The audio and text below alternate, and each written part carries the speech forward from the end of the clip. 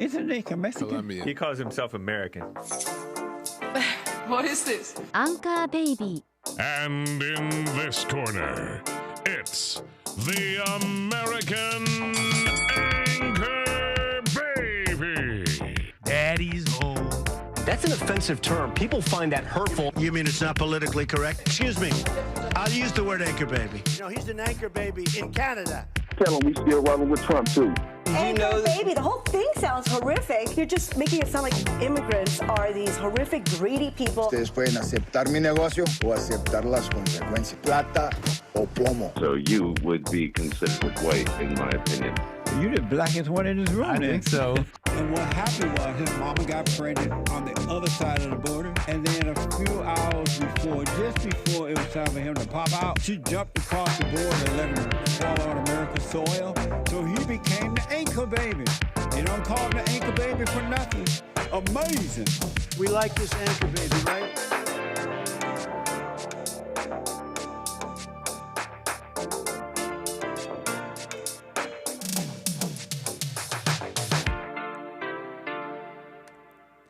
Hello, I'm the American Anchor Baby, and this is my show. Thank you so much for tuning in. About to get going on this fine Tuesday. Got many things to talk about. Lots going on. So we're going to get into it. Tuesday, we're here. I do appreciate, I see y'all rolling into the chat. Messy hair, don't care. I don't know, it's just, I don't know where I woke up and my hair just went Chicano. All the Anchor Baby came out of me. I was all swarthy and elegant. Now I am full on Anchor Baby. What's up, everybody? Hot Dog, Mr. Pink talking about the hot dog. If you guys missed the streams where we do the VR hot dog stuff, you want to subscribe to this channel. You want to click the notification bell. And follow me on rumble.com/American Anchor Baby should you want a different place to watch the show. It's fun over there. I see y'all. Thank you. What's up, Mildew Grew, Ohio Sentinel, TJ Hilliard. Peace, love, and understanding. I'm also on DLive. That's dlive.tv/Gorgonzola. So we do have our flights. We have our shows on the weekend, so you don't want to miss those. You want to subscribe and hit the notification bell. We had a nice one on Friday. In fact, super chat. The last super chat I'm seeing was from Carver saying, "Good landing, Ankle Baby." Sounds like we landed. Did we land? Yeah, we landed. The super chats confirmed that we landed. What's up, Bill? So, folks, welcome to the show. How y'all doing? What did I do all? Did I do all the housekeeping here? Welcome to the show. Tuesday. We're gonna get into a couple things. You know. You hear that Matt Petgrave may have been arrested? You know that hockey player who killed that other hockey player? I'm talking to Bill. I like having Bill around in the studio. Someone to talk to instead of talking to the air. that hockey player, white man who was killed with a hockey ice skate to the neck. Many saw the video wondering, where's the inquest? Well, there was an inquest. A coroner's inquest was opened into Adam Johnson's death. What's crazy, though,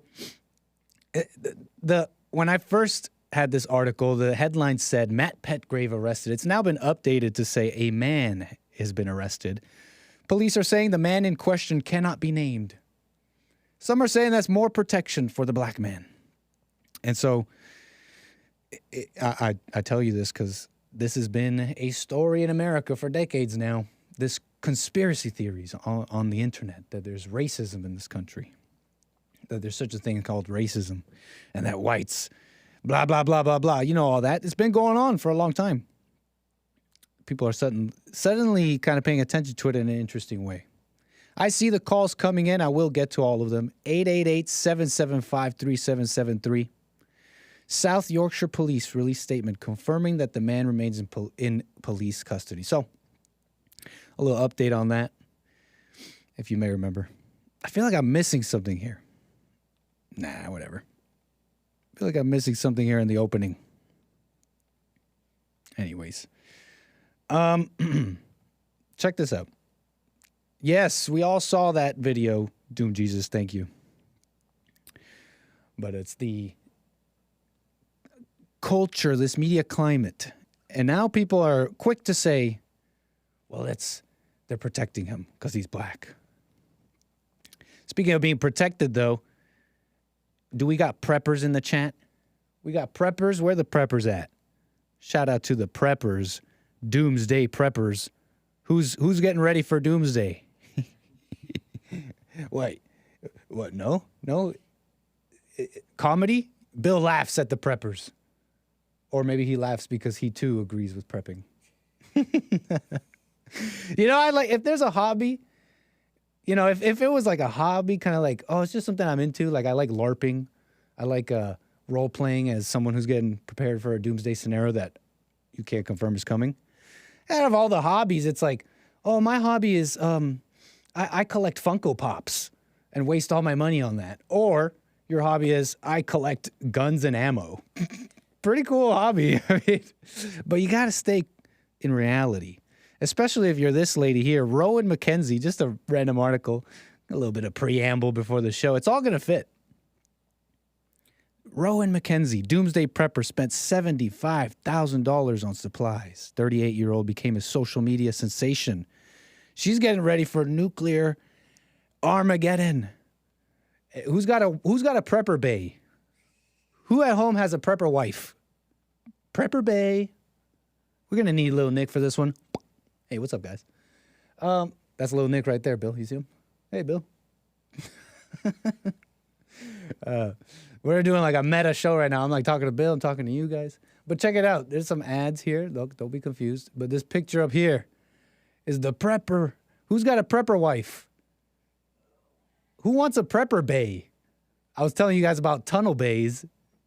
On the weekend, there was some woman talking about some woman in America. Did you hear about it? It was some woman in America, Bill. And she started building tunnels beneath her home.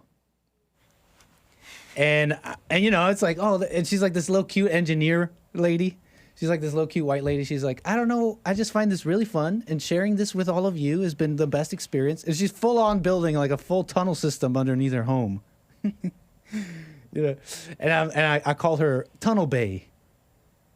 You know, it's impressive. What do you think about these preppers? Hi, hey, what's up, Bill? Hey. We got Bill in the scene. I mean, is my audio coming in? Oh, okay. Yeah, you coming in. All right. Loud and clear. Hey. I mean, if you're a real prepper, can you be telling everybody that you bought $75,000 worth of supplies? Good point. I mean, if you know, you're not prepping for humans. If you're not, I mean, if you're really prepping, I mean, good point. I mean, so where's this woman's husband? Your most dangerous person for you is actually human beings. Other people. Right. You're doing all this prepping, and you didn't even consider prepping against people. I don't know. That's a good point. Are you a real prepper if you're telling everyone about this stuff? I don't think so. I mean, you're not really prepared. I mean, I don't know. Maybe she figures they have enough ammo that everybody they can fight off the whole human race or all the people down the street. I guess I don't. Out of all the hobbies your wife could be into, you know what I'm saying? Like, is this that bad? Whoa. I don't know. Now, if she was going crazy, she's kind of like going like nuts and getting all panicky about stuff and like, we need to buy the. Whoa, that's my prepper wife? Never mind. I can take it back. I don't want this prepper wife. She's got that TikTok filter on. We don't really know what she's about. Looking all smooth. But, you know, out of all the hobbies, you know, it's like my wife collects guns and ammo. Maybe she's not really showing who she is. It's like my wife collects guns and ammo. That's pretty cool.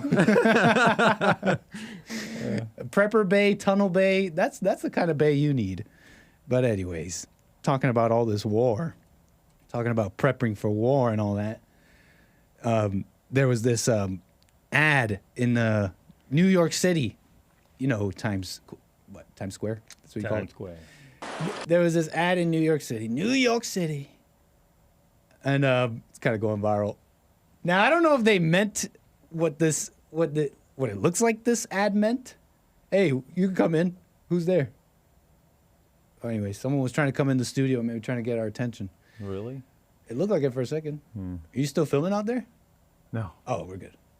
So I don't know if they meant to present this ad in this way, but check this out, Bill. Look at what it looks like. So you see the ad up there says "Stand with Ukraine." Right. We'll play the video now. Boom! Get out of the way. Stand with Israel. Now I don't know if they meant it like that, but they meant it like that. It gets pushed out of the way like pretty violently. You know they meant it like that. You think so? Look at how they push it out of the way. Like, get out of the way. Stand with Ukraine. Da, da, da, da, da. Nope. Get out of the way, folks. Oh, man. We're dealing with this now. This is the thing you got to care about now. You think that was intentional by somebody.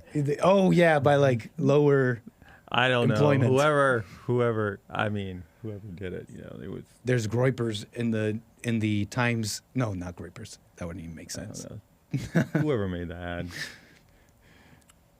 Right on. Well, I mean, all this Ukraine, they're talking about Ukraine war, and it's still going on. I mean, you know about this if you've been following a little bit. Here's kind of the rundown, at least so far. At least recently, right? Hamas attacked Israel, like a month ago now? And so they've been preparing for an invasion. They pushed out the Palestinians in the north half of Gaza. There's been calls for humanitarian aid. The chiefs of Hezbollah, which is the Iranian-backed paramilitary group. I don't know if it's fair to call them paramilitary. But Hezbollah, Iranian-backed group that wants to bomb Israel as well. They're saying, hey, you better stop Israel because we're going to get in there. And then there's been pressure. There's been pressure from the U.S. to limit civilian deaths in Gaza. And they're calling for humanitarian pauses. They're saying they say ceasefire. They're saying many are saying ceasefire. Biden's saying humanitarian pause. Hey, words, right? Words. But these past few weeks with Anthony Blinken and Biden, they've really, to me, shown what I didn't know before, which is U.S.'s interest in the whole thing, which is to avoid a larger conflict with Iran and a conflict with the Muslim world. And so that's what Biden's calls for. Humanitarian pauses, sending money aid to Gaza. Blinken saying, calling for proportionality, because that's really the U.S. interest. And I've come to learn it's been the U.S. interest for a long time. The U.S. has been against the Israeli occupations. What do they call them? The settlements in the West Bank, etc. And so Well, they've stopped the occupation, and look what happened. Who stopped what? I said they've stopped. They stopped. The settlements in the West Bank? I mean, what is it? The place where they're having a problem right now. Gaza. Yeah, the West Bank is the one. Is the other one. Israel used to have control over Gaza, and then, everybody's getting on Israel and about having control over Gaza, and Israel's like, okay, and got out of Gaza. Right, and then 93 Oslo Accords. And then now, well, they used to be like the cops in Gaza anyway, Right. And now they got out, and I think when they got out, things became worse for the residents of Gaza, and now we also have this happening, where Hamas just goes and attacks Israel. With a huge attack. Right. Yeah, biggest in a while. Something to go in the history books for Israel for sure. Right. They're saying it's pretty significant. I think they called it their 9/11 and stuff. Right. But it's significant, and we can all agree that after an attack like that, like if I was in Israel, I'd be like, yeah, we got to take these people out. What are you talking about? We got to be safe. Yeah, and if anytime you do a pause or anything like that, you're also giving a chance for your enemy to sit there and regroup and Right. get more ammo and correct. That's dig some more tunnels and fortify their defenses and come up with a better plan. That's Israel's reason why they disagree with any calls for a ceasefire. It's for that very reason, because they want to. The goal is to take out Hamas, right? We can't get you militarily. You don't want to give them time to regroup, etc. No. That's what's going on, right? There's a tug of war going on many sides. The world is calling for ceasefires. They're calling for humanitarian aid. You can't kill the children. Don't kill the Hamas children. And now U.S. They're being bombed. U.S. bases are being bombed. American soldiers are being injured, in fact.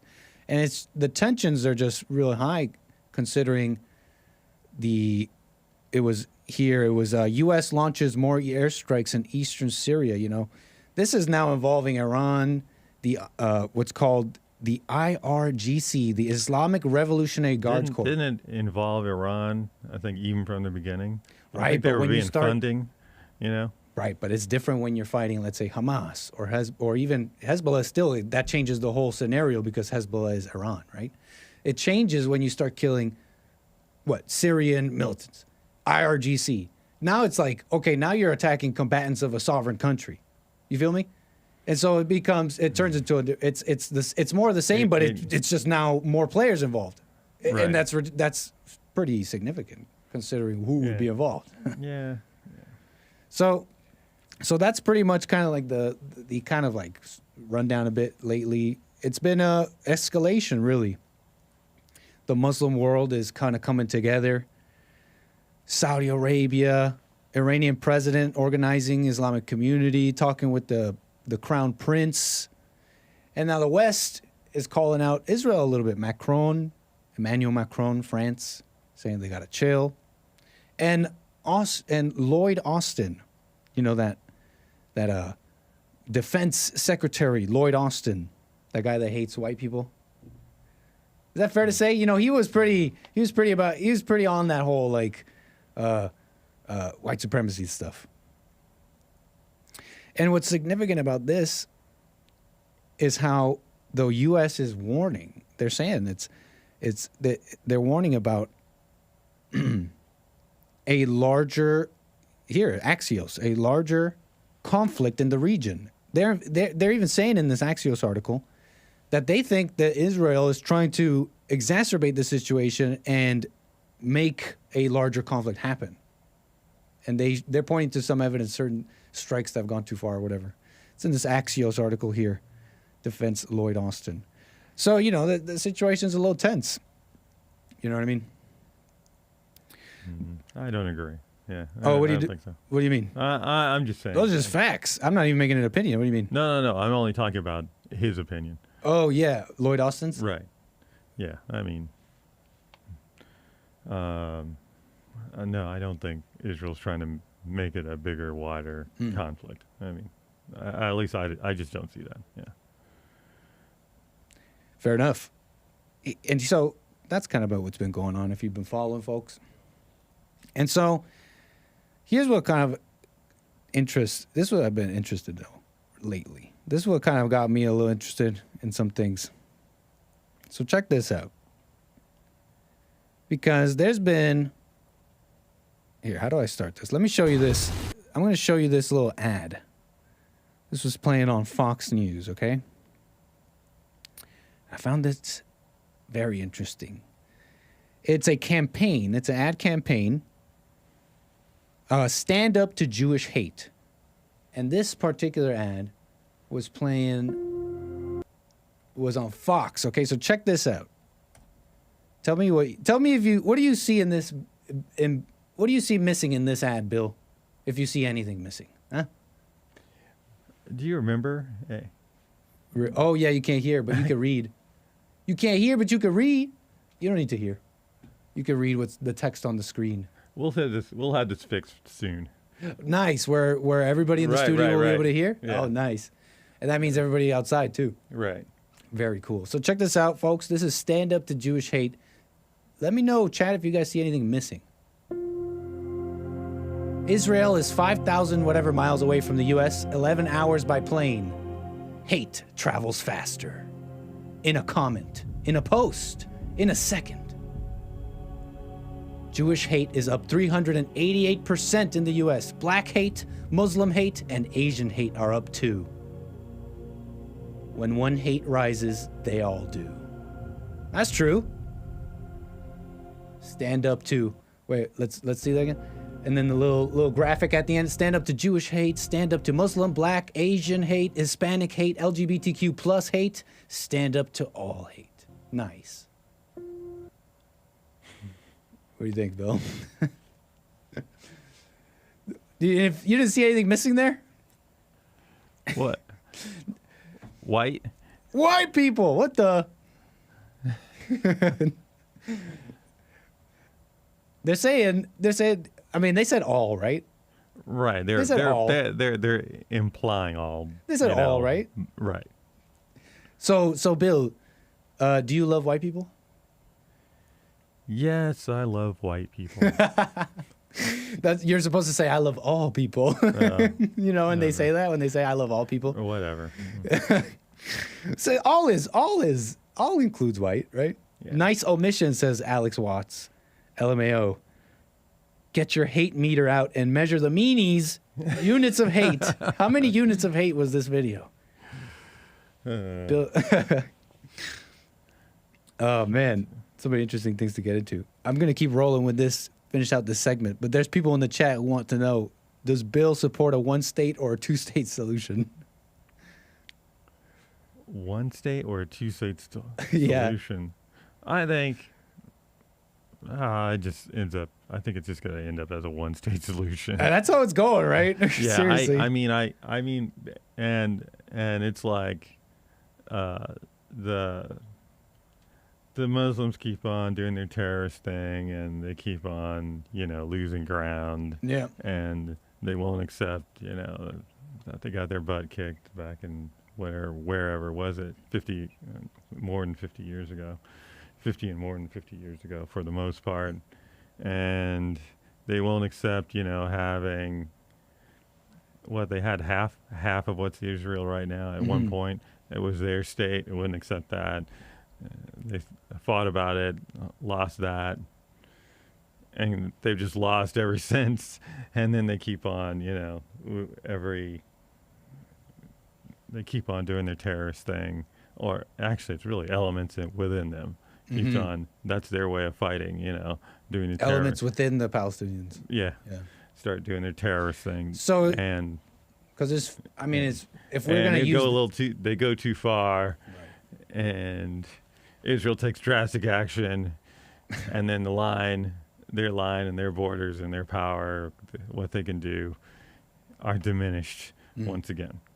Yeah, I mean, it's a conflict that's been going on, and personally, I wish them both well. It's just when Americans, when American politicians and American individuals become wielded by their emotions, and through that, wielded by other people and stuff, becomes a problem. People want to get, this is Americans that will be fighting. You know what I mean? And so where were we? So yeah, what was it? So you saying a one state? Not that you support it, but no, that's how it's going to end up. I'm just saying it's most likely to end up as one state. Honestly, if I thought Trump was dealing with it right. Yeah, I thought Trump was dealing with it right because it's because they keep on. They keep on, letting this fester and fester and fester and fester and fester. It's generations after generations of festering going on, and just making the whole situation worse, or it's not improving. Yeah. And if you just, basically put a stop to all the giving in and all that all that gives fire to the festering, then it would people just have to move on. Right. And they just won't move on. I mean, the situation is like they won't move on. Actually, maybe it's in Israel's best interest that they don't move on. It keeps them all separate. It keeps them separate. It keeps them because if they didn't just move on, if they did just move on, probably like a generation or two down the line, the younger people probably wouldn't. They probably wouldn't be all into this. You know what I mean? Interesting. What do you mean? Is how it would end up? I mean that. The Israel, the people who are who live in Israel and the people who are outside of Israel and the Palestinians would probably, a couple of generations down the line, they would be forgetting about all this stuff because it wouldn't be their fight. It wouldn't be their fight, yeah. But here they just let it fester and fester and fester and never gets. So are you saying the Palestinians, are you saying the Palestinians have ruined their chances or something because they were given all these opportunities to have their land and all that, but they kept fighting and they lost more and more land? Yeah, basically that's what happened. What's your view of how? What do you think? Honestly, I don't want to say I have an opinion about something I don't know. I'd rather just say I don't know. Okay. But if I'm playing devil's avocado here, the whole thing started with what the Arabs, what the Palestinians call the Nakba, which is when they declared themselves a state. Israel did. They pushed these people out of their homes using military strikes and blah blah blah, using missiles, using guns to push these people out. They call it the Nakba. And so we're talking about when? We're talking about when it got created. When we're Israel talking got about created. like 1948. 48. Okay, but there was terrorist stuff going around. There was since British Palestine, the mandate of British Palestine. Yeah, both sides. Right. So there was also a bunch of Jewish terrorists and a bunch of Arab terrorists. That's a Wikipedia article. We'll see. That's a Wikipedia article, man. I'm just telling you the Wikipedia article. Okay. All right. You don't think it's true? It's not telling the whole. Well, I'd have to see what it says. I'd have to see what I just don't know the whole story, so I'd rather just I know. I got you. I'd rather just be like, I don't really know. But back to this though. Back to what we were talking about here. This ad, stand up to Jewish hate. They left out white people. You mentioned that. They left out white hate and why is it important? Because we're talking about America. America was built by white people, and whites have been hated in this country for quite a while. You're seeing them bring down the statues. You're seeing them bring down all this stuff. The people who created this country, and it's a significant pillar to the society and life that we want here. And it's the drug dealer, drug user phenomena all over again, right? There's blame on both sides. White people have allowed this too. But you see, the white people have been getting all this stuff for a while. We're talking like all this immigration. Any white person say, well, no, what are all these immigrants coming in for? Racist, xenophobic. That's been like that. And now... Well, it's a Democratic tactic. They use that all the time to get whatever they want. They call you...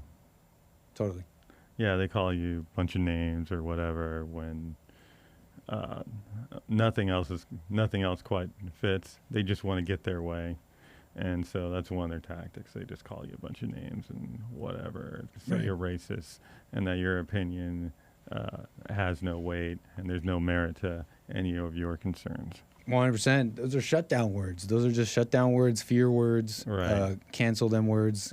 Right, go at it. Everything, when you lost. Same thing was happening with, there was stuff talking about, I remember even China, the Chinese stuff. There was stuff brought up about, China back years ago. What do you mean? I mean, about all our trade with them and how this can backfire. You know, but that was the same thing that we're talking about right now. Is how they shut. Oh, down. they said it was xenophobic. Yeah. And so that's why we should trade with them. Right. And then I'll be like, they're just all the people who have grievances, or not grievances, but all the people who have reservations are just xenophobic, and they're just this and that, and there's nothing to what they're saying, you know. And I think what we're looking at now, you know, shows different. Yeah. Sorry, what's different? I'm saying what we're saying, just like I'm just making an example of our problems with China right now. You know, there were people, we were warned about China. You're right. We were totally warned. You know, it's just they're just not listening. And the Red Menace. Right. Is it real? I don't know. Some say a more significant enemy than anyone else, really. At the moment, yeah. Yeah. Yeah, it's our new enemy to replace our old enemy. Who is our old enemy? I think Russia was Russia, communism. Yeah. So, look. But anyways. But this is significant because of this particular is significant to me because this has been a fight for American conservatives, patriots, people who really kind of see what's going on, even mainstream Republicans, talking about the border, for example. That's one example. The border, we got to close it up. No, that's racist. That's xenophobic. You're a white nationalist. You're a white supremacist. Germany is considering mass deportations. You know about Germany? I don't know about the mass. I didn't hear about the mass. You know about the rape refugees? You know about Europe being inundated with Muslim refugees and literally raping their women? Right. It's just like, oh, I don't see nothing. Years. Yeah, I know. Tommy Robinson in the UK. Yeah. What? That was like 7 years ago. He got jailed and everything. There's been a fight. And now Germany is considering mass deportations. Do you know why? Because of anti-Semitism. Because these people are anti-Semitic. That was their final straw, their criteria. In Germany, do you see kind of like the point? Because this people are here fighting for that for a long time. Now there's people saying that, well, there's people out here saying that, well, you can't use this in our favor to kick out and deport people that the conservatives have been wanting to. So team up with the left, team up with the Israel people, and just call it anti-Semitism and push them out. People are saying you can't do that. But hey, I don't know. I don't know if they've even considered Trump. You know, Trump made people work. I think make people work. I think we can make the POCs work for us, but it's got to be the right guy. Okay, I say us like we're not POCs. We're somewhat POC, right? You're looking at me like we're not. Anyways, so what are you thinking? I can't tell if you want to say something or not. But that's kind of what I noticed here. They're saying they're coming around. They're coming around. They're coming around this post that's going super viral. Was talking to some liberal Jewish friends. Oops. Last night. Anecdotal, but many of them feel awake and worth conveying the sentiment because I don't think it's unique. One comment that struck: progressivism now feels like a luxury, one that we can't afford when faced with an existential threat. And these are presumably American liberal Jewish people. And look, this goes to everyone. Like when I go on the show and I'm defending white people, it's because it's the right thing. It's not really about white people. It's just the right thing. It's unjust what's happening to their country. It's unjust what's happening, and there's allowing it to happen too. There's another side to the coin, but it's just not just. It's just wrong what's happening. To tell these to raise them in these schools and tell them they're racist, and they're just taking down the country. Melting the statues is just a representation of that, literally melting down the values of the country, because it's been racism. It's been people being beaten in schools, 17-year-old beat to death. This is the latest headline. Black Panthers yelling, Black Panthers on video, openly talking about killing the white race. This is what I'm talking about. Because that time is coming with the rat-tat-tat. And when that time is coming and rat-tat-tat, cracker will kill everything white in sight. They ain't right. We kill everything in sight that ain't white is what this video said. I remember playing this video on the Jesse Lee Peterson show some time ago. So it's been like this, okay? And it's crazy because it doesn't have to be like this. It really doesn't have to be. We can fix things. It doesn't have to be white hate in the schools, in the media. It doesn't have to be homeless. It doesn't have to be all this mess. Look how fast they cleaned up LA when Xi Jinping came through. You saw that? You're talking about San Francisco, right? Oh, I mean San Francisco. That's what I meant. Yeah. You know, they put up the fences and all that. They kicked out the homeless. And I mean, it wasn't like beautiful. It was like metal. It looked very oppressive. Oh, but right. Yeah. They can. Look, do you see what I'm kind of saying here? Like, it can be fixed. We don't have to kind of live like this. Yeah, but hey, you know, the enemy, our biggest enemy is actually the enemy within. Bingo. So true. I mean, not China, not anything. I mean, no. Our enemy is the enemy within. No, true. We may have political enemies. They may not like that. And it takes a little bit of it takes no emotion and a little bit of awareness and political smarts to see your political enemies, right? This country, because like George Washington said, we can't have permanent entanglements. You can't choose this nation or that nation to be the permanent friend or the permanent enemy. That's just some wisdom of the old world. But to bring this all home, this is why we can't have fear. We got to do the work, okay? When Trump ran, when Trump was president, a lot of people put everything on him. They're like, he's the guy. He's fixing everything. He's going to save us. And when he did and said things that they didn't like, they turned on him. They go, man, he's this, he's a shill for that, blah, blah, blah. And somewhere along the way in those years, we forgot to do the work on ourselves. He was out there fighting, right? Every day in the Congress, blah, blah, doing the presidential things. Seemed to be doing the best he could. Best he could, right? Right. Up against everything. Yeah. He was fighting every day. And what were we doing? Did we do the work ourselves? Did we work on ourselves? Like Owen Schroyer, 60 days. You know Owen Schroyer. I think he's still in jailed 60 days. He said, "Hey, when I get back out, I want you to tell me what you did in these 60 days to better yourself." It's like Trump was there, working. What did we do? We need to overcome fear, overcome anger. We work on the individual thing. It's all about you. It's like you need to become competent. You see what I'm saying? The country is the way it is. The wars, all this mess.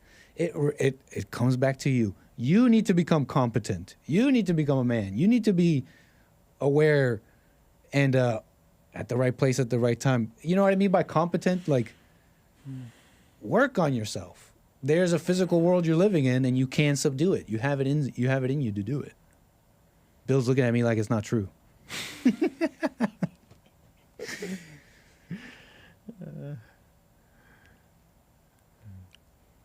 No. You know what I'm saying, folks? You see what I'm saying? That we can shake off these. You call it a shackle. The shackles you individually have to shake off. How do you think the country got like this?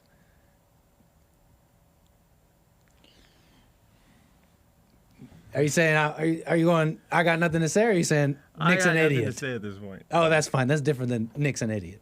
No. Okay, 'cause hard to tell.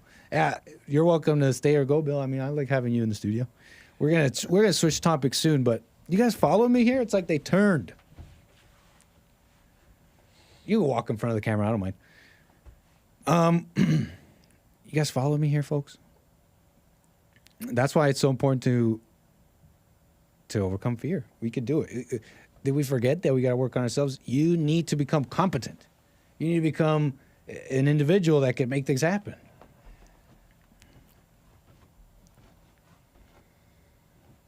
And I'm just defending what's right here. This country, you know, let me be a guest here.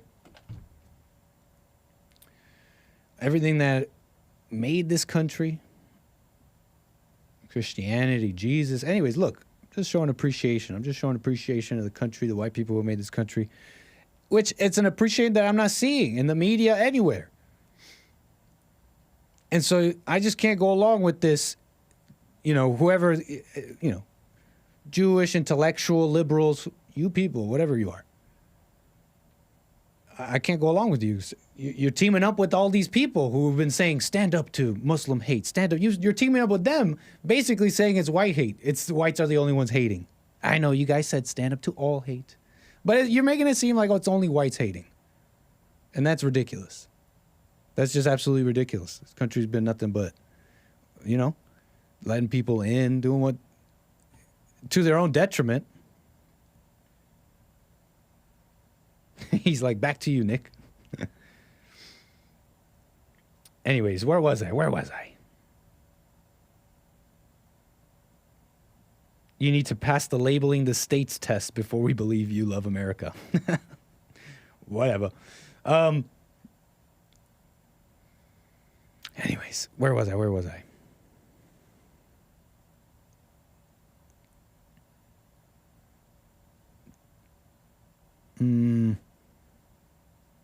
Republicans, they didn't impeach Mayorkas, more of the same. Anti-Semitism. But y'all forgot about the white people. Anything else about this?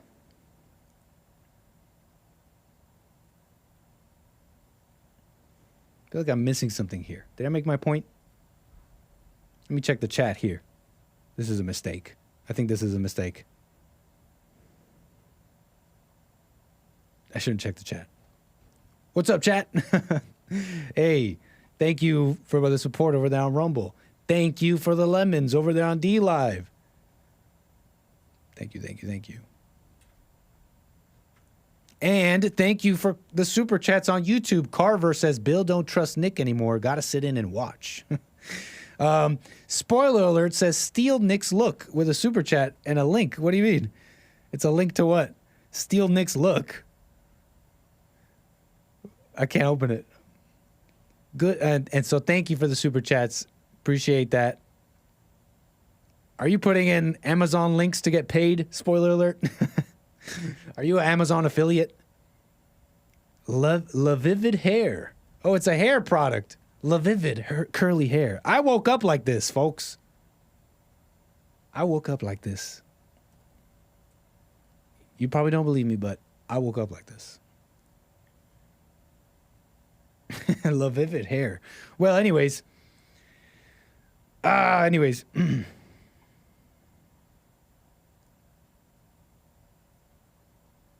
Nick only uses Gorilla Glue.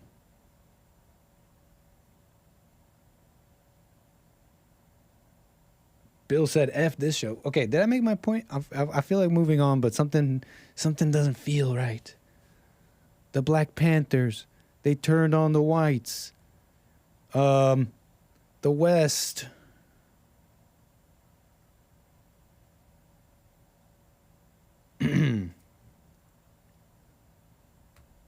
I think that's it.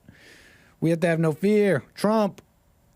Did we do our work? Anyways, check this out. Candace GROYPER Owens? We got a GROYPER. Christ is king. Right, folks? Christ is king.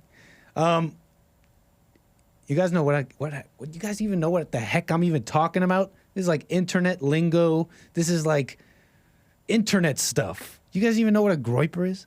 I'm sure many of you know. Hey, thank you, Lin Yan Chin, with the super chat. Says, Billy, the black Hebrew Israelite engineer, is a strange guy. He is okay for a typical fence/tangent writing due to his doubt, enshrouded, a.k.a. intellectual status. May he poop in peace, always. May he poop in peace. Do you think that's how Trump would say that? May he poop in peace. Yes, always. Okay. Thank you, Lin Yan Chin, for the super chat. Appreciate that, sir. But what was I asking you guys? Oh, yeah, Candace Owens. You know Candace Owens. Candace Owens, a host on the Daily Wire, I believe. Daily Wire? Why am I not remembering? Daily Mail? Daily Wire. Candace Owens, host on the Daily Wire, conservative firebrand. Candace Owens. Respond to my emails, girl. Candace, why won't you respond? I just want to talk. Hey, come on, Candace. We just want to talk. No, for real. I think you'd be a great guest. No, nothing behind it. But Candace, they're saying she's a oh yeah, I was telling you what a GROYPER is. If you don't know, it's a follower. Is it fair to call them a follower? They're audience members. They're viewers of a banned individual, very banned, naughty man, Nicholas J. Fuentes. And they're calling her a GROYPER because of a tweet she made where she says, Christ is king. Right on, Candace Owens. Christ is king, right? Someone check the Bible for that one. Christ is king, right? Someone hit me up with the Bible verse on that one. Thank you. Christ is king. Very nice. Pulling it up here. Very nice, Candace. And it's part of a little bit of a controversy. She's saying things about Israel that I guess are not cool. Look, the point is, she's saying Christ is king. I just find it funny. It's just funny to... I just find this funny. She said, blessed are the peacemakers, for they shall be called the children. Basically, she's been saying, I'm trying to pull it up here. She's had her commentary on Israel as well. And there's been moments, I guess, that have, Ben Shapiro owns Daily Wire, okay? And he's a Jewish man. You can understand his sentiments and his desires for Israel, right? And she is a host on his network. Where is the clip? Here it is. Nikki Haley. Well, she's talking about Nikki Haley. She's talking about Nikki Haley in this clip. And I showed you recently the recent debate, GOP debate. And Nikki Haley was, of course, on the stage. And it was every person on that stage except Vivek Ramaswamy, who actually sounded like he was running for president of America. When questioned about support to Israel. So check this out, Candace Owens. They're calling her a GROYPER. It's just drama too. But I find it kind of funny. I am here today. Hold up. I don't want to ruin your ears. To endorse Nikki Haley for president of Israel. I think she's earned that. I think Bibi Netanyahu is going through a very bad time right now. Support for Israel has virtually collapsed socially. If you're paying attention to the trends and you're paying attention to what people are watching, you're paying attention to the protests. And the one person that I think is capable of getting it back is Nikki Haley with enough money from foreign interest lobbies. So there it is, guys. I'm endorsing Nikki Haley, president of Israel. Snarky, but, well, I don't find anything controversial about that. It's not hatred. No, nobody wants violence. No one wants to hate. We're about love, okay? At least we're trying to, at least try to discover, right? My audience, if you're watching me, it's like, if you're not about that, you're not about what I'm about, which is love. Or at least trying to discover, right? Come on, folks. So it's not hatred. I mean, I don't find anything controversial about this. And I find, what was I going to say? That's just a, I mean, it's snark. It's like a little bit of a, what's it called? A little hit at Nikki Haley. But she continues clearer in other clips expressing the sentiment in that first clip, which is, are the politicians about America? Are they about America? Are they about American citizens, American interests, American politics, right? And I don't find that a controversial thing to. That's not controversial. You're supposed to be about America.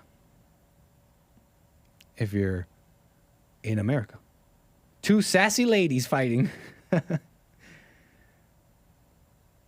What does GROYPER even mean? It's like a follower of Nick Fuentes, right? Christ is king, and Candace is a drama queen. Did anybody answer me If Virgin Mary were black, she would look roughly like Candace Owens. Nice, Hake. If Jesus were clean-shaven, he'd look about like Ben Shapiro. Hey, nice. Candace Owens, the future Miss Nick. Who's saying that? What's wrong with you, Carver? That's a married woman. Carver, Candace Owens is a married woman. Yeah, she's working, and okay, she's a married woman, though. Slide in those DMs, Nico. Why is everybody telling me? Everybody's trying to tell me to slide into Candace, Christ is King Owens DMs. But where was I? Why only? I don't know, because they thought of it, Jessica. It was their thing.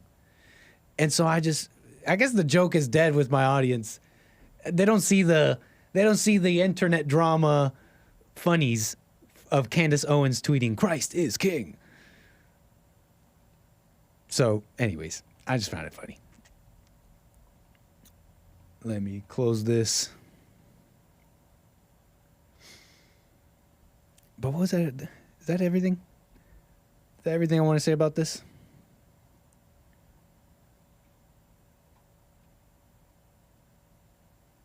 Nathan.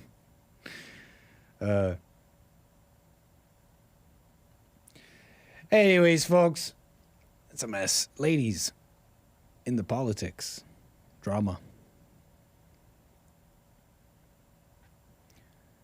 But what's controversial about that? It'd be nice if American politicians kind of spoke that way, no? Just unabashed. Christ is King, about America, let's go. Where was I? You seen this? You know I have to consume all hot dog and plain media, right? You guys know this? You guys know all hot dog memes, all plain media and news stories, send them my way. You got to send them my way. There's this gospel singer on the plane. She was told to quiet down because she started apparently just performing her new gospel single. You hear about this? On the plane? On a plane that was... Nobody asked for her to do this. And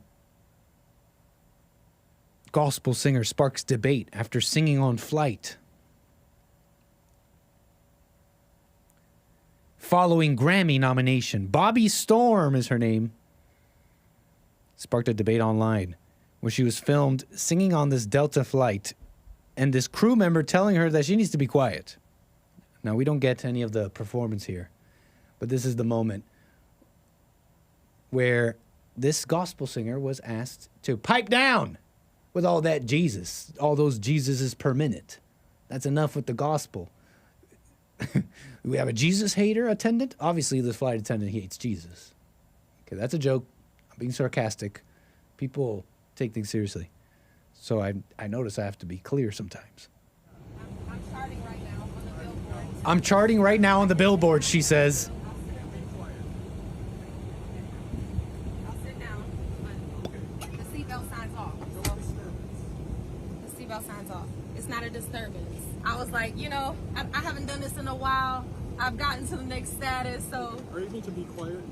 But they're enjoying it. So while we're sitting here, could I please? I'm not enjoying it. So I'm asking you, can you be quiet? Okay, well, I find that up. That's a yes or no answer, please. Am I going to go to jail if I don't? Can you please answer my question? Are you willing Dang. to be able to be quiet right now? I'm doing what the Lord is telling me to do. I'm sorry. She said, I'm doing what the Lord is telling me to do. What's the etiquette, folks? I mean, I know there's people are talking about the etiquette on pushing your chair back on a plane. Should you recline your seat? What? This is too far. This is obvious, right? You can't just get up and start singing on a plane. The problem with people is you'll go around saying, well, the people here don't mind. And you'll look around and be like, you guys don't mind, right? People are weak. People are... Hopefully, I wish I was on that plane. I'm acting all tough. I'd say something. I'd be like, no, we don't like that. Especially if she looked around and said, hey, you guys okay with this? Be like, no. I'd hopefully be that one guy. Because you know people aren't going to be honest. And no, people don't want you standing up and singing your gospel song. Asking you a question, yes or no. I'm your flight leader. I need you to follow my instruction. Okay. My instruction for you to answer my question. Are you able to be quiet? What do you guys think? I'm asking you, ma'am. I'm asking you guys. What do you guys think? Okay. Crickets. If you're not able to follow my instructions, Crickets. you will not be taking this flight. Ah, okay. Are so you that's able what I to was be asking. quiet? If that's the case, then that's fine. Nice. Laying down the law. Man. Right on, man. Lay down that law. What would we have done to her if she was on Anchor Baby Airlines, folks? She putting on a show. She actually, she isn't breaking the law. Actually, she's not breaking the law. Alex, what's up, Alex, in my chat? You maybe didn't say it. You maybe didn't say it out loud in the voice that you're putting, but it definitely looks that way when you type it that way, man. Actually, she isn't breaking the law. Yeah, but she's breaking the laws of decency. Hello? Hello? To be honest, I feel for her. If Nick's stream is on and I'm out and about, I listen to it on the speakerphone. Yeah, Carver, but you're kind of black that way. I have a viewer, Carver, in the chat. He'll go around playing my show all loud out of his phone if he's in a restaurant, if he's in a grocery store. But you are kind of black in that way, Carver, just like me. I may not do that with my phone, but it may be true, Alex, but you know. She should sit down. That's the rules of the plane. Despite the law, the rules of the plane is sit down, be courteous, and don't be singing all loud. What the? Air Marshal have been advised there are to be no performances on our flight. Thank you, Birdie Bound Brian. And spoiler alert, plane people these days are different from when I traveled, says spoiler alert. I think this one's clear. The reclined seat is, I think, gray area. I know some say that the days of reclining your seat on a plane are over. Since the cabins are much smaller these days, the recline function is a vestige of a time when you had the space to do so. Now, some say everybody's supposed to recline their seat. So you recline yours. So the one in front of you reclines, that you recline yours. Everybody reclines. Who wants to sit in a plane unreclined anyways? I don't know. On Anchor Baby Airlines, we got plenty of leg room on all the seats, especially when we're flying Trump Force One. Make sure you follow and subscribe, and you don't miss the Friday flights. I see your calls. My bad. 888-775-3773. I will get to you here in a moment. But I was using this story to kind of segue here a little bit. To get into... I'll get to a call, and then we'll get into this Bill Burr mess. Huh? Bill Burr. These ladies. But there was this interesting post here. You know Andrew Tate. You guys know who Andrew Tate is? Cobra Tate. He was, he was infamous after getting banned all over Romania. What was it? The Romanian stuff? Investigations into sex trafficking and all sorts of stuff. Also, a lot of young people watch him. If you don't know Andrew Tate, he's a Muslim man. He converted or whatever. He made a post. He says, England needs Islam to save itself from implosion. Would you rather your son come home and say he's a Muslim or that he's a transgender? And this was a response to Mayor of London saying Transgender Awareness Week begins today.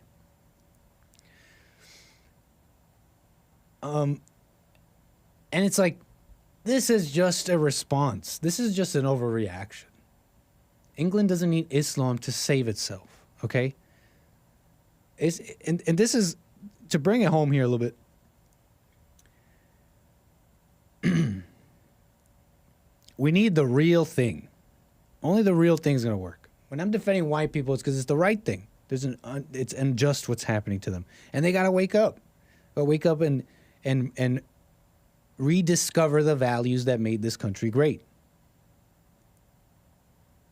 So we can't go halfway and say anti-Semitism. We could use anti-Semitism to deport people.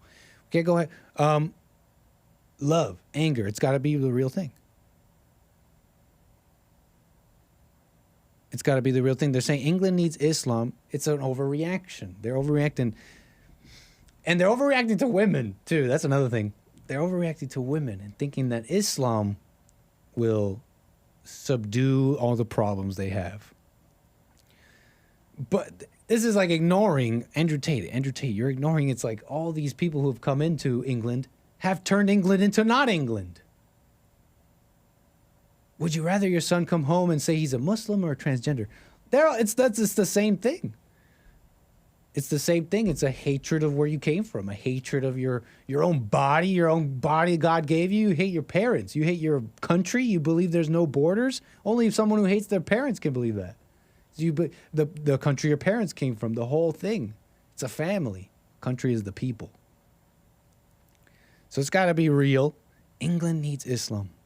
So anyways, let me take this call, and we're going to get into Bill Burr here. You know, he's married to a woman. Her name is Nia, I believe. They recently were pictured in a viral moment that is going viral. But let me get to Lucas, California. What's up, Lucas? You're on the air, sir. Oh, hey, Nick. What's up? All is well. And yourself? All right. Sorry if I sound a little drowsy, but I did graveyard shift. You know what that is. Graveyard, working overnight, putting in the work, though. I'm convinced that reality are thoughts, and thoughts are reality. What do you think about that? And reality are thoughts, and thoughts are reality? Yes. Can you expand on that a little bit? Well, I don't see how it's possible for everything to be the way it is without thoughts. You know what I mean? I just, let's say you can control your thoughts, or I don't know exactly what Jesse means about the thought situation thing. I'm really trying to understand that, but then that takes thoughts. You know what I mean? So, but I know that, let's say, okay, you got it under control, but 99% of the population don't, and they're still on that. So you're still dealing with that. That's the reality, is that everybody is acting on their thoughts and believing it and listening. Majority, more than the majority. So I don't know. I'm not 100% convinced that thoughts, I guess you could say, are a bad thing. Or that they're not real? I don't think they're real or not real. I just think that they're useful, like a tool. But I'm following you. It's kind of like when people say, it's kind of like when, you know, if you say, well, thoughts are lies. But what about the people who believe them? That's true. They act on them and do it. Or when you say racism is not real. Well, what about when it's just hatred? Okay, but what about when you hate someone's race? Isn't that racism, right? Is that kind of what you mean? Like, it's still real? Like, this false thing is real because everyone believes the dream? Yeah, so, yeah, it is real. There's no way to avoid it. Because let's say, like you do, like I said, like you do have everything under control with your thoughts. And I don't even, see, I still don't understand the thing about thoughts that Jess comes up. And I don't understand thoughts at all, but I don't believe that they're bad, is what I'm saying. And because the whole world, the whole world is like that. Everybody is like that. They always act. I mean, I don't want to put you. But how does that make it? Like, come on. You don't want to put what? No, I don't want to put you on spot, but like, you know, like you've acted on thoughts. Yeah. You've acted on thoughts before, right? Like, I mean, everyone does. No, for sure. Yeah, exactly. So yeah, I don't know. Currently, is that what you were asking? The what? Currently, is that what you mean? No, not currently. I'm saying in general. I'm saying in general, everybody does it. Okay. So the reality is that thoughts are a part of this world, and so I just don't get why. I don't know. You got to. So what's your conclusion? Do you know what Jesse means about the thoughts? Can you give me? That's my question. I want to understand a little bit more of what you mean, though. So what have you concluded? So you're saying you're saying, okay, I heard thoughts are lies, but everyone believes them and acts on them. It seems realer than. It seems a little bit more real than that, than just a lie. Am I following so far? Yes. Okay. So you're saying, you've made that statement. What have you concluded then about thoughts and reality? What am I proving about thoughts and reality? What have you concluded? Oh, what have I concluded? That thoughts are real or whatever? Thoughts aren't that bad. Okay. And mentality, you know, having a mentality strength. I know that you can be persuaded, but that's like, I feel like that's because you're following someone, or you're following another man, And that's whenever thoughts can, be swayed because you're not thinking for yourself. But thinking is, what about that? Yeah, if you're thinking for yourself, like, you're still thinking thoughts. You know what I mean? So what I'm saying is that I want to know what Jesse means, and I didn't have time to call Jesse, because Jesse's not on the show. You should right now, definitely call him, right? You want to know what Jesse means, you could call him. But I appreciate your call. I want to work this out a little bit, though, because you made a statement. You called and you made a statement. You said, well, it seems like thoughts are a little more real than I thought, or whatever. And so your conclusion from that is that thoughts are good, you said? You said thoughts are good then? Or okay, I didn't say that, but I know I did say they're not bad. Right, that's what you said. You said that means that thoughts are not bad. Oh no, I said they're useful. I said that like a tool. Yeah, that's what I said. They're useful. So you concluded that thoughts are not bad. Yes. But then you told me how you could be. Then you told me how you could be swayed in the mind by someone else. Is that good or bad? You could be swayed. That you could be swayed. You said. Oh, swayed. Yeah. Oh, yeah. Whenever you use thoughts, and whenever you're following somebody, and then you're, it's not your thoughts, it's the person that you're following's thoughts. Right. Is that good or bad? Yeah. Oh, that's bad. So it seems like you haven't really kind of thought this through. You know what, dude? The conclusion doesn't fit. Man. You're right. You're right about that. That's why I'm calling. You're right. Yeah, it sounds like you made a conclusion. Yeah. You made a conclusion with a previous piece of information, but your conclusion doesn't fit. Yeah. Yeah. Well, I'll figure it out. I mean, I gotta call Jesse. Do you see that? I gotta talk. It's not just Jesse. I want to ask everybody this question. I want to know if everyone. For sure. I want to, fellowship. Like, ask them what they think. But to answer to answer what does Jesse think, you got to ask Jesse. But yeah. So do you see? So back to your conclusion. Do you see thoughts as not bad? The first word that came to mind was currently, not right now, but. That sounds bad for me. I don't know why. So it sounds like we may have concluded in this conversation that in this conversation, it sounds like we may have concluded that thoughts may be good, sometimes it may be bad. But your previous statement of they're not bad is not necessarily true. So we've arrived to, okay, thoughts may be good, may be bad. Is that fair? Okay, okay, I understand that. Okay. All right. Oh, yeah, so, I guess I'm getting on the point when Jesse, so I got to ask Jesse, because he says all thoughts are lights, but then he says practical ones. So I'm like, okay, let me understand what the hell is practical. Now I'm trying to look up the definition of practical. I'm sorry I said the B word, but practical, I'm trying to look up practical. I know people get confused by that, and maybe this will help you when Jesse says, okay, when practical thoughts, you got to understand that Jesse, that's a response to all the people who are confused by all thoughts are lies. Because when he says that, people say, well, so I got to, okay, so stop breathing. Oh, okay, so I'll stop breathing and stop eating. You know what I mean?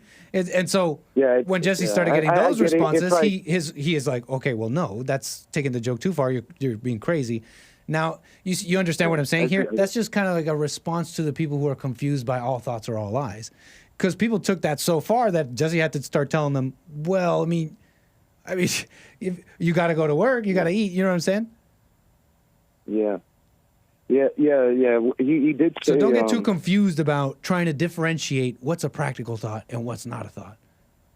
That was just a response to the people who were unable to even function day to day when presented with all thoughts are lies. Okay. Do you understand? Well, actually, I don't want to take too much because I'm going to start up another tangent. I really no. We got a few more minutes. Don't worry. I'll let you know if it's too much.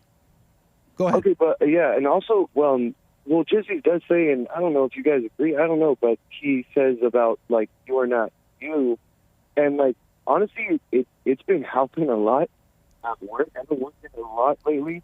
And what has been helping? It's been helping at work because I'm getting really stressed out, and I do staffing, so I work at different restaurants. I don't work at just one. And maybe I might work at one over and over again. And I've been like so stressed out because I'm like, you know, all this stuff. But then I just keep telling myself, you know, you're not you. Like, this is just this feeling that you're having, da-da-da. But those so work are is going stressing in my you out? thoughts. No, but it's coming through my thoughts, though. And my thoughts are telling me, you're not you, don't worry, just go through it. And my thoughts are telling me, just take it, you know, and just go through it and all this stuff. Can you describe a little bit? Obviously, I need to make money, but those are my thoughts that are doing it. Can you describe the situation a little bit if it's not too personal or too detailed? Oh, no. Like what's happening at work that's causing you so much stress? I did graveyard shift today, and then I did evening shifts like 3 days before this, and I just been like stressed out because I'm working like almost 10 hours right now, but I'm getting paid a lot. I get it, but it's when I'm working with the staffing and then working with a totally separate entity, you know, the restaurant that I'm going to, it's difficult. It's like really difficult. And a lot of what's time, making it difficult? Is it like interacting with people? What's going on? Honestly, not a lot of work. Help me understand. What do you mean? So You're not getting enough work? I'm working the whole 8 to 10 hours or 10 hours, but I'm just standing around most, like about 3 hours out of the whole thing. Like, they just want me there and put me there and cook, and I'm So who are you stuff. having the conflict with? No. What I'm saying is that the thoughts, I'm going back to the thoughts. I'm not having any conflict. So there's no conflict. There's no interacting with a certain employee. I'm bored. No, I am having a conflict. I'm bored as hell working, but I'm getting paid. But gotcha. But you're not having a conflict with another person. It's not a comment that someone made or a boss or something that they said or did that set you off in the thoughts or something.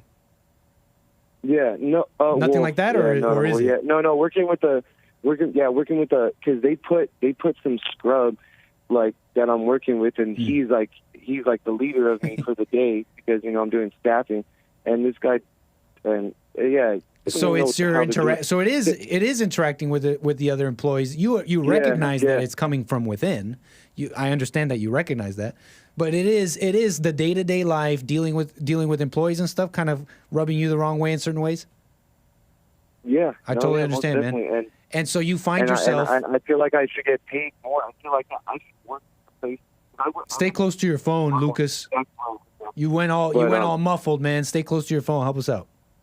Oh yeah, no, I've worked at several colleges, like, you know, their little cafeteria areas, and but they have some nice food. I'm not gonna lie, and I've worked a lot of places, but I'm just like, I want to work here. I want to get paid. I want to get the benefits at this place. And like, these people don't even know how to cook. Like, why? So I'm following so far. I'm trying to piece it together for myself and for my viewers. So I'm following so far. So yeah. So you recognize that it is an internal thing, the emotions, the thoughts, but practically speaking, you are dealing with conflict with fellow workers and all that, not necessarily outwardly, but in your interactions, you find yourself retreating inward and the thoughts, and you're like, no, just let it go. But it's kind of like that tug of war, that struggle within. Is that fair description so far? Yep. Okay, that's so interesting. And so describe bring me back to the tug of war a little bit. And when you get rubbed the wrong way, do you like outwardly fight with the other employees? No, of course. So when you bring me back to that tug of war, when that happens, what happens inside? What are you doing? To be honest, I'm going to be 100% frank. Yeah. To be honest, what I do is, because I work faster than them and like crazily, so they give me stuff to do, and I get that done in like 4 minutes, even though like they think it's going to take like 30 minutes for me to get done like 5 minutes, you know, and I go out, take a couple of puffs of a cigarette outside, and then I come back in and I say, F them. I don't care. Go get mad because I did that. And I go out for like a minute or two, because I finished. But you're doing fast. things correctly. You're doing your job as you should. You're not like. Yeah, I'm doing it. No, I'm getting it done fast. Getting it done. You're doing your work. People are just getting butthurt over you doing it faster than them. It's all ego.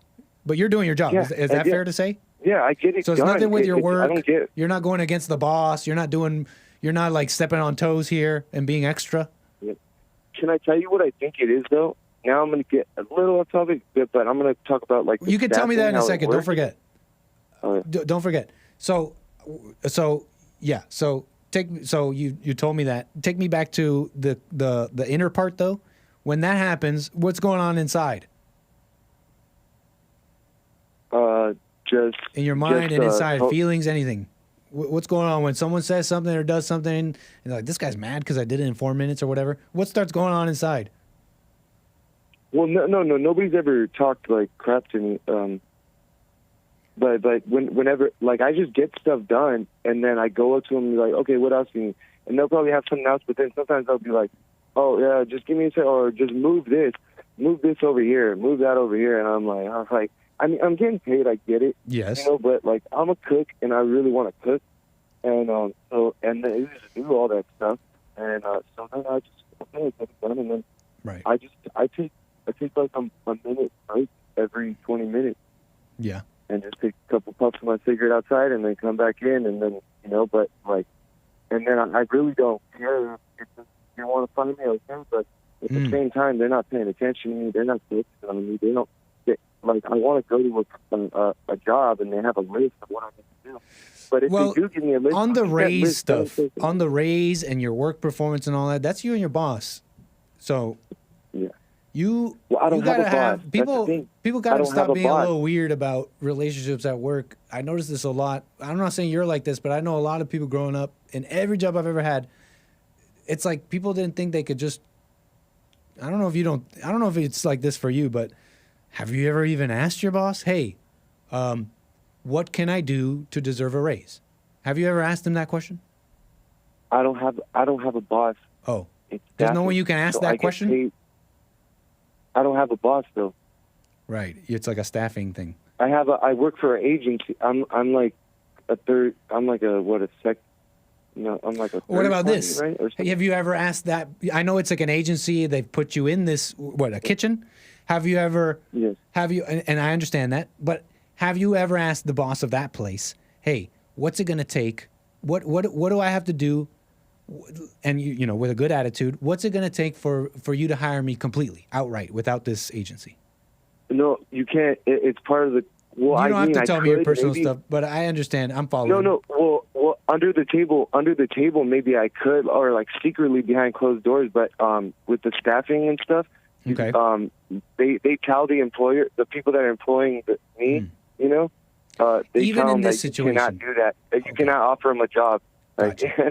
Like, so they don't really offer me a job whenever I go there. It Fair used to enough. be where they would. There's offer still you a an job. answer even in this situation. And I'm talking specifically about being underappreciated at work or whatever.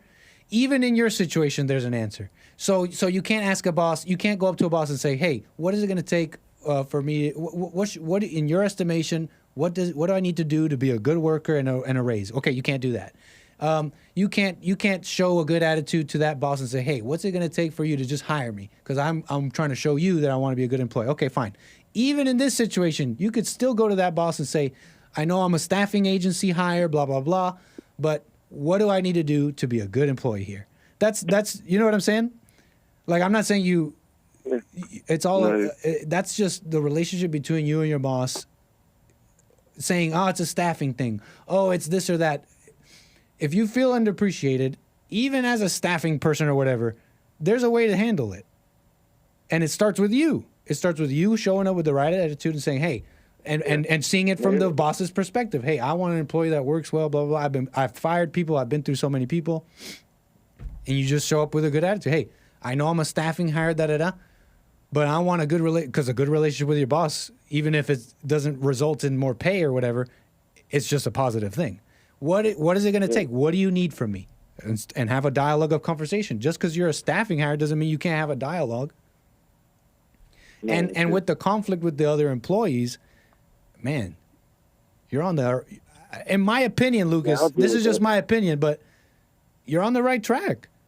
You know it's the thoughts. You just gotta stick. You gotta stick with it, man. You will grow in that. I promise you. I know this because it's happening. I'm growing too, but I've seen the growth. I used to get mad at. Anyways, go ahead. Were you a sous chef? I was just a cook. No, but you were like, you led, you managed. Yeah, I mean, I wouldn't call myself I was never called a sous chef, and nobody ever said, "Chef, how long for this?" Chef. Nobody ever called me that. Oh. But Like I ran some kitchens. There's different places I worked where I pretty much ran the kitchen. Yeah. No, I understand. Yeah, dude. Yeah, because you sounded that was a good little boost. That speech sounded like something a sous chef would say. Oh, about it. Well, it's just it's just a little bit of logic in these situations. You can lose these basics, and I understand because you're in the situation. I'm out of it, so it's a little bit easier. But we forget. It's like, I'm a staffing hire, so they don't care about me. Well, I'm doing it through an agency, so I don't really have any leverage. Which is really all excuses. The answer here is, how do I open up a dialogue with my boss, the only person that matters, and the person who I feel and appreciated about? Yeah. But the internal conflict stuff with the employees. Oh, you're dealing with employees, and it's like, oh man, I'm tripping. As long as you know it's tripping, you just gotta know it. Do you really know that, or do you doubt that? I guess knowing it and then thinking it, is kind of different. Like I know it, but then like it pops up like I'm thinking about that. I know it, but I know it. Like I don't even have to think on this specific thing. What's going on on this particular thing, which is, people rub you the wrong way, and it causes this conflict, tug of war inside. On that specific thing, if you stick with this, I know that you will get out of this. Eventually you will see that people just can't even rub you the wrong way on the way they used to. You'll find new ways they rub you the wrong way, but that's just you discovering what's left, what's still nasty stuff has to be cleaned out of you. Exactly. Yeah, I was about to say, yeah, you're right, man. And also, last question: when's Jesse going to be back on the show? Jesse's back tomorrow, Monday through Friday, 6 to 9. I know we weren't on yesterday, but Jesse was on today, and he will be back the rest of this week. And if the creek don't rise, that's enough of the anchor, baby. You definitely call Jesse, all right, man? Yeah, I will. Thank you, Nick. You have a great night, a great day. Yeah, you too. He's like, and when's Jesse coming on? That's nice. That's nice, anchor baby. When's Jesse coming on? Nick just volunteered himself to cook the pancake breakfast at Bond. Psh, I got you on those flapjacks, sir. Nick marched in there with a chef hat, throws dish on the floor. This is awful. I remember I was pretty. I could rub the servers the wrong way sometimes. Because these servers, they come back and they got their tables and we're doing our best. We're cooking. We got to rush. We got all these chits. A chit is the receipt that you put up so that you know what to cook next. And we got all these chits and they come back and they're like, how long on the steak? How long on the steak? When it's cooked. When it's done. And so I could rub the servers the wrong way a little bit. But I made them all laugh afterwards. It wasn't that big of a deal. Oh man, they're all huffing and puffing. I didn't get my. And it's like they're out there blaming us anyways. They're out at the tables, and it's fine. Blame us because you want the tables to be all schmoozed because it brings in the tips for all of us, and it's okay. They're out there blaming us anyways. Oh, I'm sorry, the kitchen. Oh, I'm sorry, the kitchen messed it up. Oh, I don't know. It's the rest. The kitchen. I'm sorry. It's the cooks. I'll get you that right away. You're out there blaming us anyways. So I could rub the servers wrong a little bit here sometimes. When it's cooked, that was my favorite line. And I answered them sometimes. It was dynamic. I knew sometimes that, 4 minutes. But my favorite line was, when it's cooked. How about that?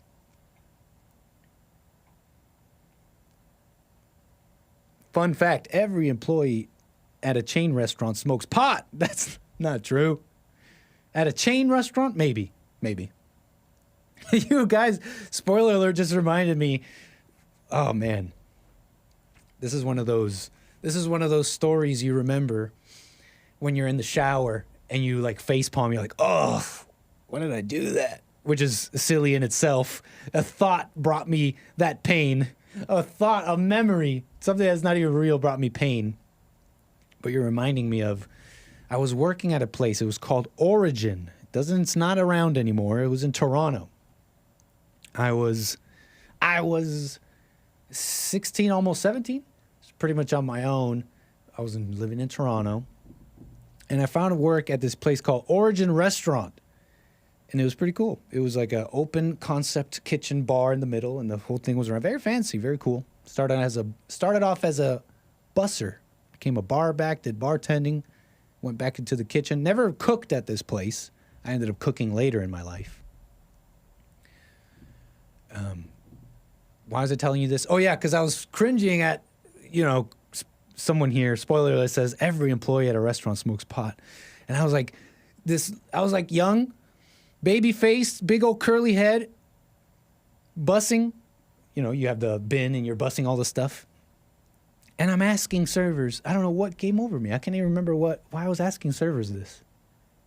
Why was I asking that? I was like, what's your vice? I don't even know what, I heard that somewhere. I think I heard that somewhere, and I thought it sounded cool, vice. And I don't know, I'm like asking them, we're at the counter where the kitchen is putting the food. And I'm like, what's your vice? What's your vice? And they're all answering me like, oh, I smoke pot. Everybody smoke pot. And the chef comes up to me. He's like, what the heck are you doing? He doesn't say heck. What are you doing? Asking that stuff. And I'm like, I don't know why I was asking. I didn't even think it was bad. It's only now looking back and I'm like, why was I? What the heck is wrong with me? Asking people's business. Asking people's business. All nosy people asking people's business. Hey, what do you do? What nasty thing do you do, huh? What's your vice? I don't know what I was thinking. It seemed more innocent to me. Anyways, Bill Burr. We'll do this in the last few minutes of the show here. You know about Bill Burr. Bill Burr. He's a comedian. What is he? Irish? He said he's like a bunch of things. But he's from the East Coast. Right? Bill Burr. He's a comedian. He's got this like, offensive, bombastic comedy, especially at his height. Is it fair to say that the height of his career? I don't know when his height was or wasn't. But I just remember he was a little bit more popular, and I had seen a bunch of his comedy back in the day. And he was like a tough guy, saying things that people is not okay. And you got to respect that in a comedian. Especially nowadays, right? They say comedy is dead. Cancel culture, censorship, woke, killed it.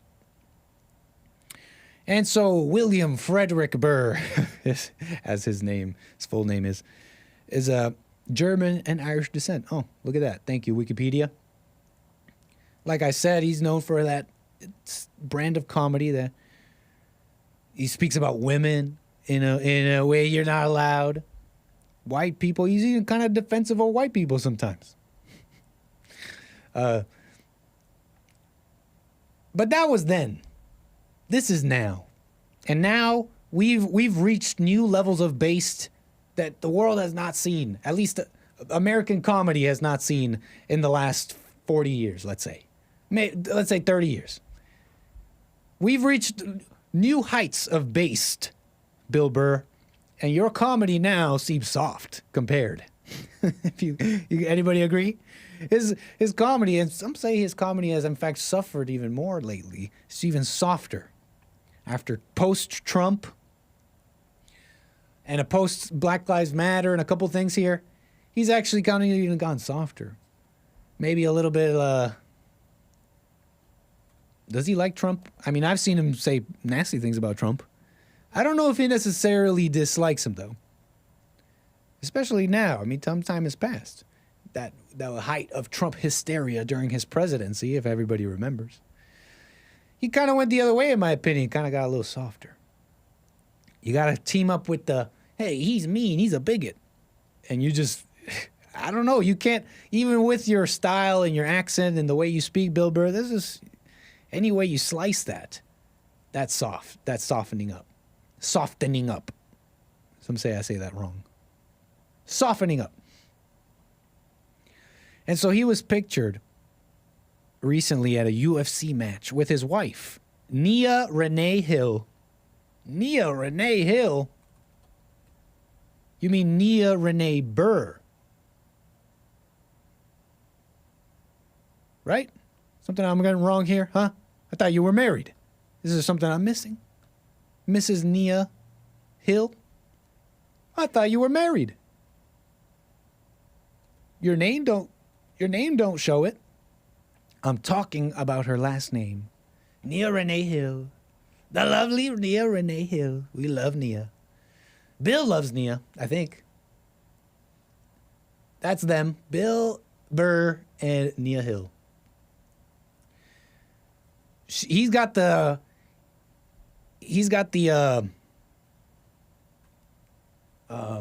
Bill Burr here's got a little case of the De Niro, I think.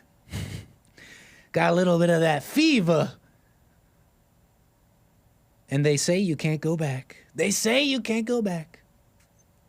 So he's got a little bit of the De Niro fever. If you know what I'm talking about, you know, De Niro, I think he's had multiple. Did he marry multiple black women? Anyways, I'm talking about this particular moment and at a UFC match where Donald Trump was in fact flipped off by said Nia Hill, aka Nia Burr. In this picture that's going viral. Drama. She flipped him off. Here's Bill Burr here with his little Cro-Magnon head. And then shout out to the Cro-Magnons in the chat. And here's his wife flipping off the president. I mean, look, I know everybody said their stuff about this, like, what the, you, da-da-da. And I'll throw my hat in the ring too, huh? Let me get in there, huh? Move out of the way. Let me get in there. Talk about mess. That doesn't matter. But it kind of does matter a little bit. And I'm going to tell you why. Do I sound like a little bit like, shout out to Joel Friday? Huh? I'm going to tell you why. Because, well, first, it speaks to Bill a little bit. Tell me if you guys disagree. You ever notice Melania Trump? You know, all these news articles, they would come out and they would say, I forget exactly which ones, but there were, some of you may remember, headlines would come out and say, it would speak about Melania Trump and how she disagrees with Trump, her husband. And they would put that out as a headline. Melania. You guys remember some of this? If there was any inkling that Melania was you know, not going along with Trump's style idea or whatever he's thinking, they'd put that out there. Look at Trump. His wife is going against him. The subtext always being this. This was always the subtext. If you didn't see it, you just weren't paying attention. The subtext was always, well, Trump isn't really the head of his wife. You know what I'm saying? Have you noticed that? They always pointed to Melania in that way because it's like, oh, guess trouble at home. If the subtext wasn't he's not the head of his wife. It's at least, oh, trouble at home. He's not really leading. He's not really a husband. Huh? Trouble at home, trouble in paradise. Behind closed doors, he's not actually that nice. He's actually, I don't know, all sorts of inferences and all that. Because it's kind of true. Now, Melania, it's like, yeah, she can have her opinion about this or that, whatever. But did she ever display it? Did she ever go on the air? Did she ever flip off some politician that she didn't like? Did she ever? Now they say that she didn't hold his hand sometimes. I don't know, whatever. But if that's the most Melania ever counter-signaled her own husband in a public way, then that's not that bad. She didn't hold his hand. I think there was a video where she moves her hand away and Trump was trying to hold her hand. I mean, women hate men. Christian women, your wives at home, fellas. Some part of her, hey, it's Satan's nature. She must overcome just like men have to overcome. And if that's the most she's doing, just kind of like moving her hand away when you're president, I don't know. It's pretty good. Meanwhile, this is kind of a commentary on Bill Burr in the same way, don't you think? Because it's true. The subtext is true. A man is the head of his wife. And should your wife act in a certain way, it speaks on you. It speaks on the business, on the home, on the, you know what I mean? On the brand. And let's say they both dislike Trump. And they're at home. In this home, we hate Trump. Okay. But decency is still a thing. He's still a president. And you don't see Bill Burr flipping him off. He's keeping it to himself. Now, maybe I'm reading too much, but I'm just saying, folks, this is a commentary more on Bill here.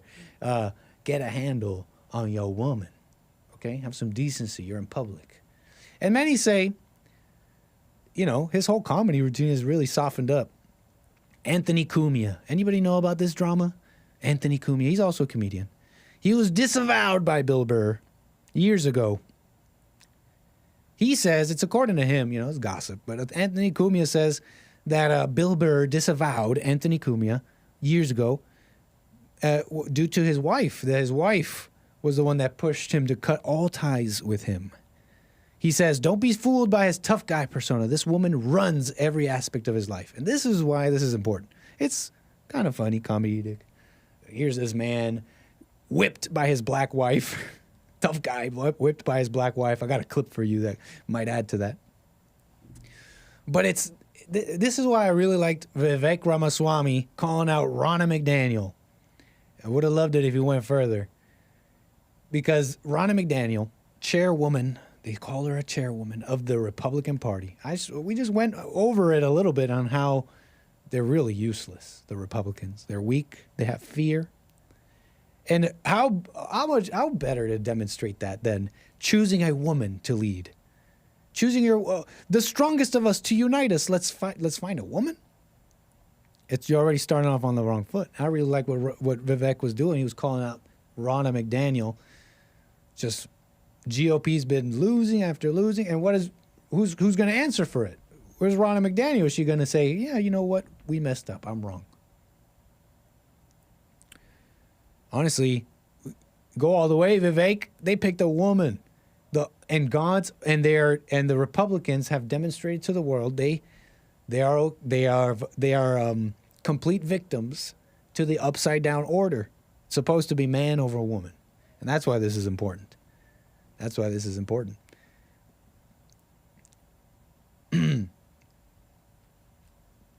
If you're married, you got a family and all that, you know. I don't want to hear blaming, and it's like then you come home and your wife beats you up and your kids are angry. I don't want to hear blaming. So check this out. Bill Burr and Nia, they have a podcast, I believe. And it was a while ago. They were talking about Patrice O'Neal. I think he's my favorite. I don't know much about comedy, so it's not like I know that many to go out here talking about my favorite. But Patrice O'Neal, man, he was so funny.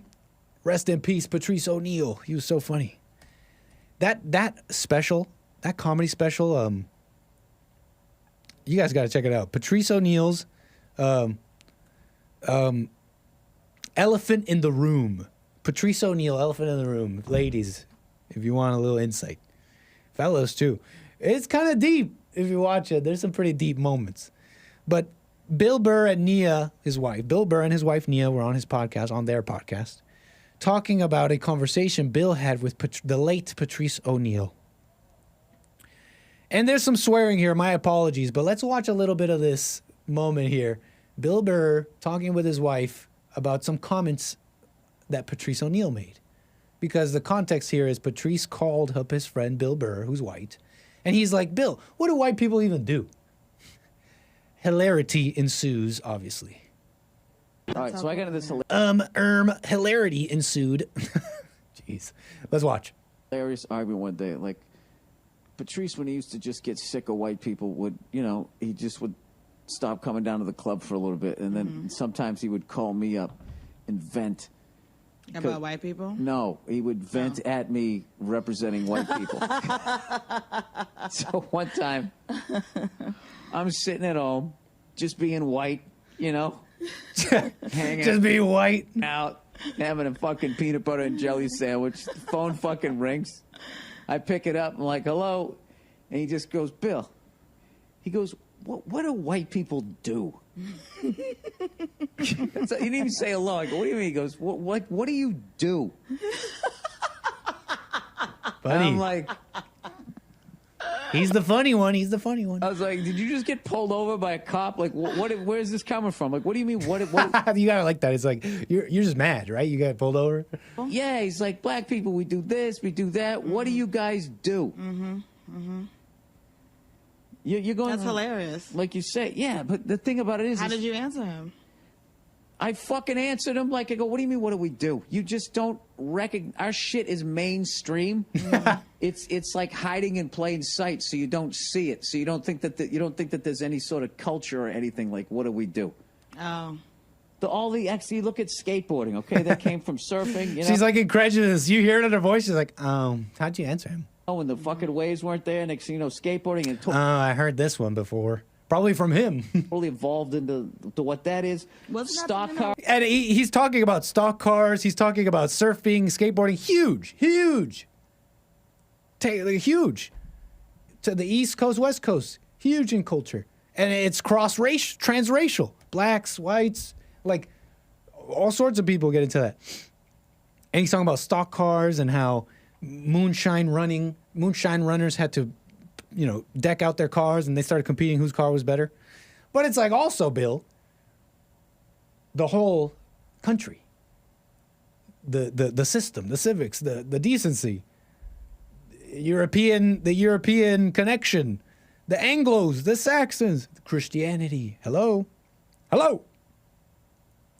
But anyways, I just wanted to show you that, and then her response real quick, because I don't know. In my opinion, it's a little bit of that. It's a little bit of that coming home to get beat up by your wife spirit.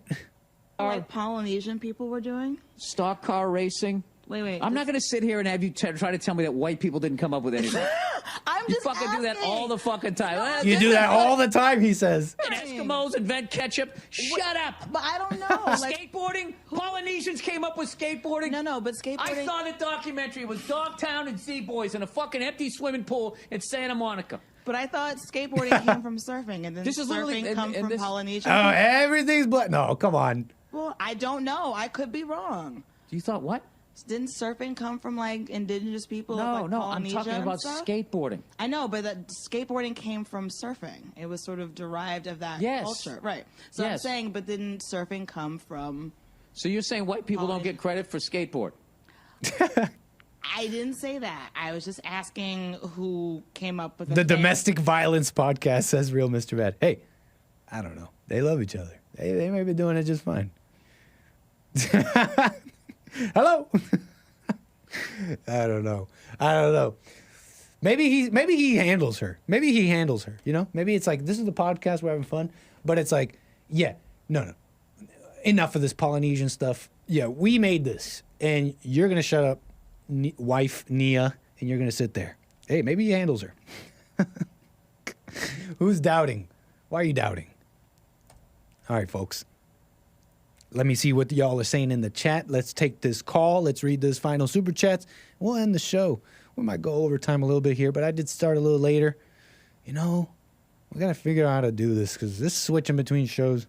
Anyways, I'm maybe I'm putting blame where it should be. Okay, what shall we do? Spoiler alert. Thank you for the super chat. It says, what crimes do you like to commit after work?